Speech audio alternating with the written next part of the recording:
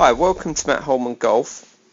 I'm going to share with you today the best anti-slice drill that I've come across. I've never seen this in any of the books or seen it on the internet. I'm sure maybe somewhere that it's there.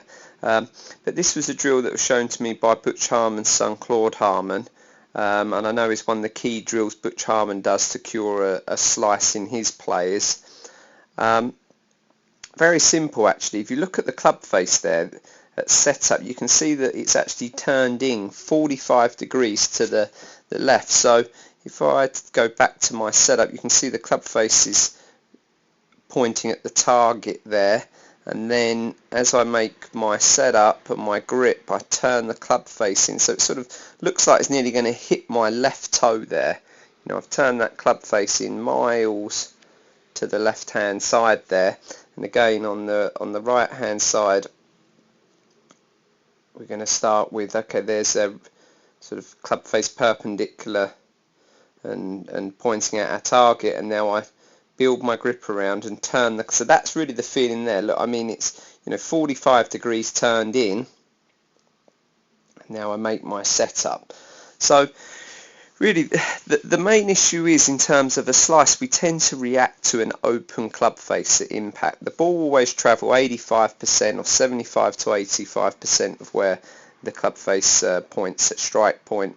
So if that club face is open, we tend to then aim more and more left to compensate for that, and our path will tend to swing more from out to in the downswing again to compensate from that. So humans by nature, we're either moving towards something or away from something. So if we see the ball going to the right hand side all the time, it's not logical for us or instinctive for us to aim right and swing right, which would actually, what we need to do to reverse the spin that's placed on the ball. What we would tend to do, so the slicer hitting shots off to the right, is going to aim further and further left and try and swing left to move away from danger or away from bad shots, but then it just exaggerates the problem. And this is exactly the same cycle in the player that hooks the ball to the pull hook shots to the left hand side. The instinctive nature is to want to aim more right and swing further to the right, but again just exaggerates the problem and the draw increases. So what this club face position does, it really guarantees that the club face is going to match our path. So what tends to happen in the amateur golfer, especially when they learn, they often have a grip with the clubs way too much in their palms, and that gets the club face very open at impact. They also haven't learnt the correct dynamics, which again gets the club face even more open. They grip tighter to try and reduce this opening and twisting feeling they get in the club head, which gets the face even more open, and then they're in that cycle of just trying to swing further and further left to avoid the shots going to the right hand side.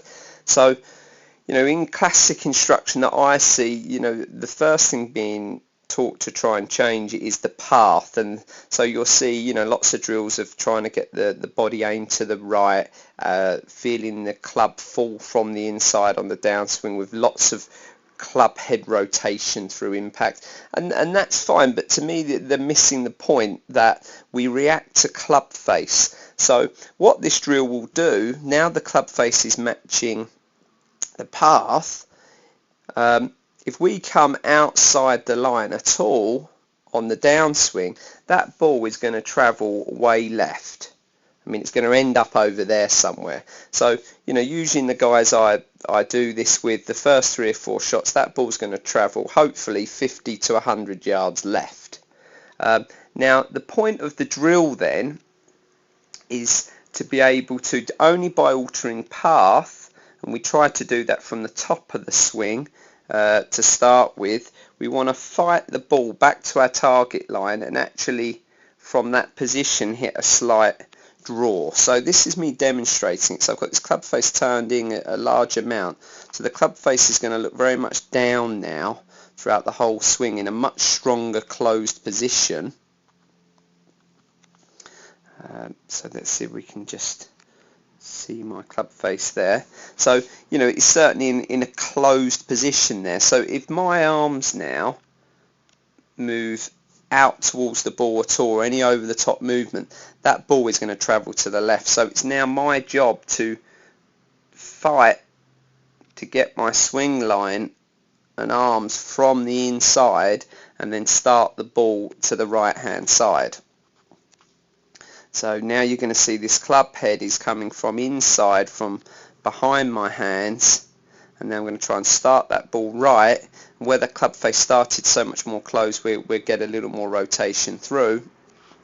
So you can see I've actually started the ball right of our target line there to hit a draw, and that's really what we're after. So same from here to the top.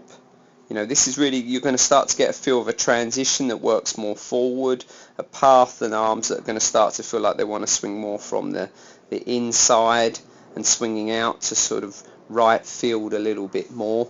But to me, we're then doing it in the correct order. You're reacting to club face, you're reacting to ball flight. And the issue is for the slice of the ball travelling off to the right hand side, even though, you know, they can be explained in the lesson and the logic, they can start to understand the logic that they're swinging from out to in with the club face open, it's much easier if we can react to ball flight. And that's in better players, you know, sometimes, or all golfers, where problems come from. But so in this case, if we can swap the ball flight around from seeing all your shots going to the right hand side, trying to swing away from danger, which are those lost shots to the right, aiming more left, swinging more out to in left, all of a sudden we see that ball with an over the top move travelling to the left hand side. You're instinctively going to want to aim a little bit more right, allow your arms to fall from the inside and swing out to the right hand side. Once you've managed to do that, and the key is to not do it by just spinning and opening the club face through impact, we just slowly ease the club face down from 45 degrees left to 25 to 15, back to 0, and then by that point your path is going to be travelling much more from the inside. The spin will be much more neutral and you'll lose a lot of the slice movement. I'll post another video shortly of actually like a case study of a student that I've done this with, and you'll see within a 30-minute period how we turned his swing from being noticeably outsiding and cutting across to you know, the club travelling from the inside, and he was starting to hit a draw for the first time ever.